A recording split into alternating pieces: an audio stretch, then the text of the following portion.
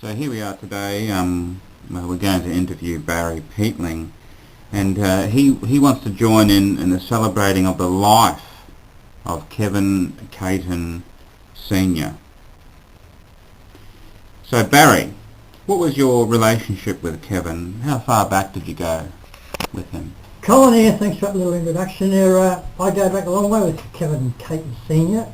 Growing up in Langley Street in Abbotsford, his mother lived around the corner from my mother, and probably till I was about 6 or 7 or 8, then Kevin, he moved on because he was about 6 years older than me, but I grew up sort of around the same sort of territory and playing cricket with, batting against trees and kicking the football, taking football. Now you're cousins, aren't you? First cousin, yeah. First cousins with Kevin. Now, what would you like to say about to Kevin's children about their father?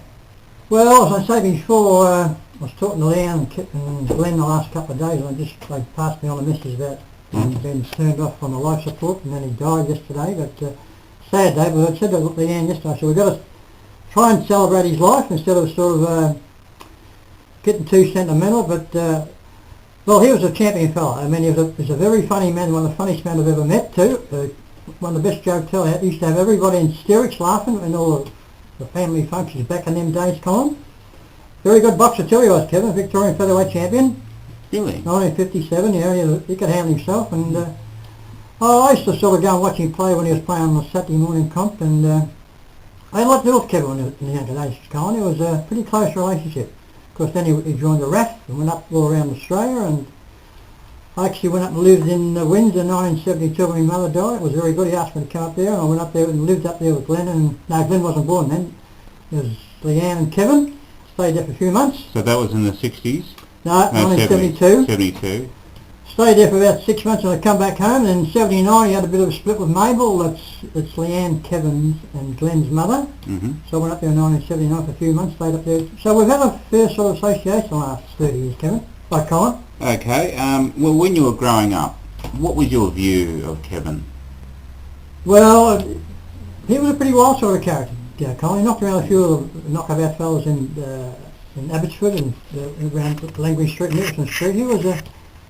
But I didn't have much to do him after. Was he an example to you? Did you? I used to idolise him. I did. I really did. He was one of my heroes because he was. He used to look after me when I was a young kid. Anyone sort of picked on me in the street down Langley Street, he'd say, "Leave Barry Peatling alone, otherwise you're in trouble." And that was sort of. He was a good footballer too, Kevin. He played some good football up the country, up in Townsville and Darwin, and he was a very good sportsman and a good cricketer too. So he had a few good attributes there. What about his personality? What did you like about his personality? Oh yeah, nurturing. You couldn't help but like him. He was a very likable sort of a fella, Kevin. He used to get on very well. Most of his friends, they used to always bring him up and tell him, like they'd come and see you up in Darwin or up in Townsville or down in Windsor. He was a very, very popular man, Kevin. Yep. I'll get your name right, Colin. Kevin was a very popular man, he was. He really was. Now, your mother, what did he think of Kevin? My mother Kevin was a little godson. He was. My mother used to idolise him when he used to look at, because I used to live around the corner from us back in those days, and my mother separated from my father, and he used to come around Kevin. Mum used to buy him little things, and Mum used to idolise him, really did. Yeah, so you had your mother thought he was the bee's knees. She did, yeah. Now, you were talking before he was a funny fellow, had a good sense of humour. Yes, he certainly did, Colin. He used to make me, every time he'd ring up, I talked to him on the phone, he'd open up with a joke. That was his natural way of living. Right, Barry, got something to tell you. Right, Barry, he used to call me. And he used to always make me laugh, and that's why he's a good laugh, Colin, is very, very good for you. Exactly, so he used to cheer you up. So is there anything you'd like to say specifically to anyone else? Family and friends?